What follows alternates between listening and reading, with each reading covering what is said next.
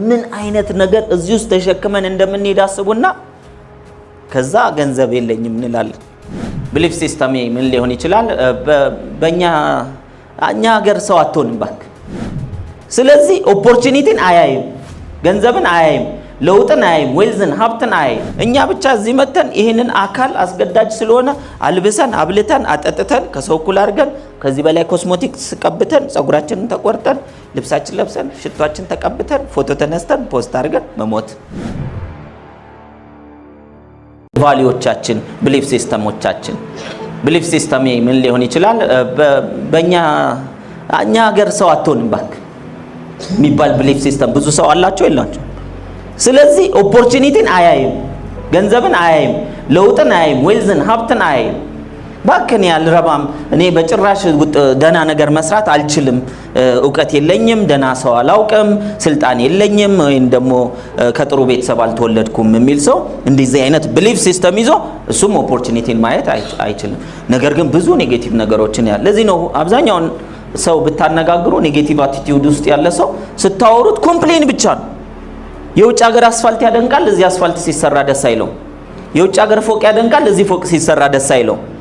ቆንጆ ምግብ ውጭ ሀገር ሲበሉ እነሱ እኮ ይሰሩታል ይላል፣ እዚህ ስታቀርቡለት ግን ሰው በምግብ ብቻ አይኖርም ይል እንዴ!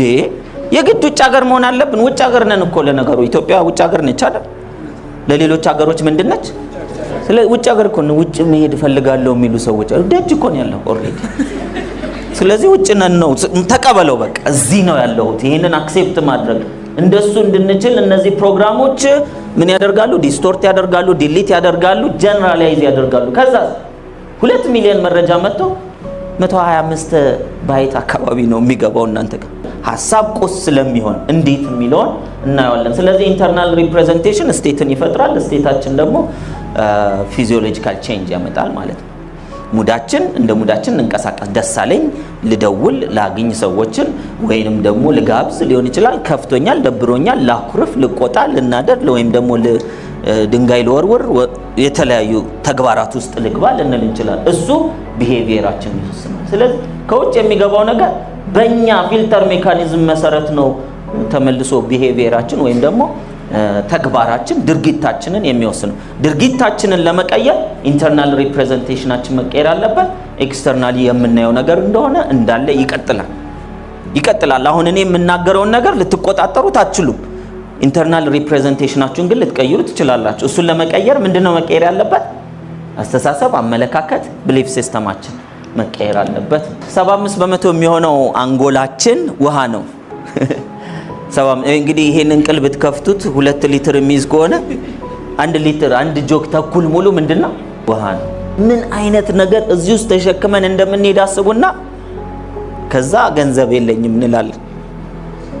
ማለት ይሄን ሁሉ ነገር ተሸክመን ለየለኝም ነው የምንጠቀም። ባይዘው ለየለኝም ቁርጭምጭሚት ይበቃል አይበቃም? ሌላው አንተን ለመደብደብ ይሄ ሁሉ ኒውሮንስ እዚህ ውስጥ ከሚገቡ ባይገቡ ራሱ ያቅተኛል። እንደ ቡል ነው የሚባል እንደ ቡል ለመግጨት እንደውም ቡል ይበልጠኛል አይደል? እኔም በመግጨት ስለ ይሄ ሁሉ ኒውሮን አያስፈልግም። ምን እያደረግነው ነው? እየተጠቀምንበት አይደለም።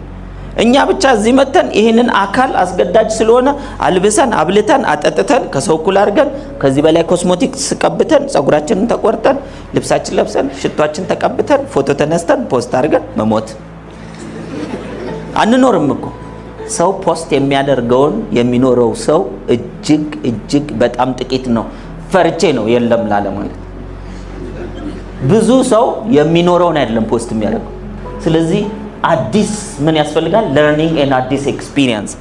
አዲስ ለርኒንግ፣ አዲስ መጽሐፍ አንብባችሁ አዲስ እውቀት ስታገኙ፣ አዲስ ኤክስፒሪየንስ ሲገጥማችሁ መንገድ ላይ ከሰው ጋር አንድ ሰው አዲስ ነገር ሲነግራችሁ ለመጀመሪያ ጊዜ ስትሰሙ ምን ይሆናል? ኒውሮንስ ሜክ ኒው ኮኔክሽንስ። በ3 ሰከንድ አዳምጡኝ። አሁን ማውራችሁ ሳይንስ ነው። ነፃነት ዘነበ አለ አትበሉ። ሳይንስ ማውራችሁ ደግሞ ሳይንስ ደግሞ ምንን መረዳት ነው?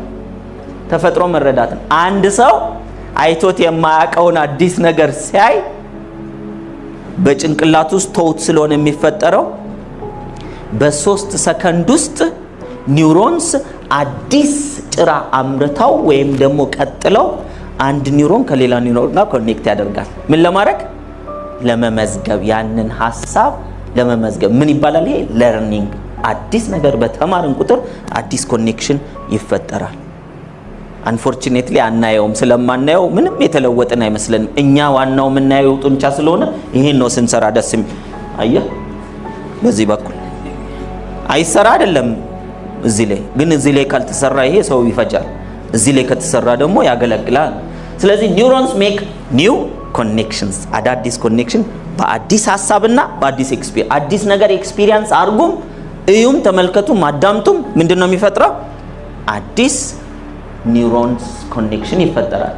ያ ደግሞ ኤሌክትሪካል ሜሴጆችን ማስተላለፍ ይጀምራሉ እርስ በርስ ኒውሮንስ።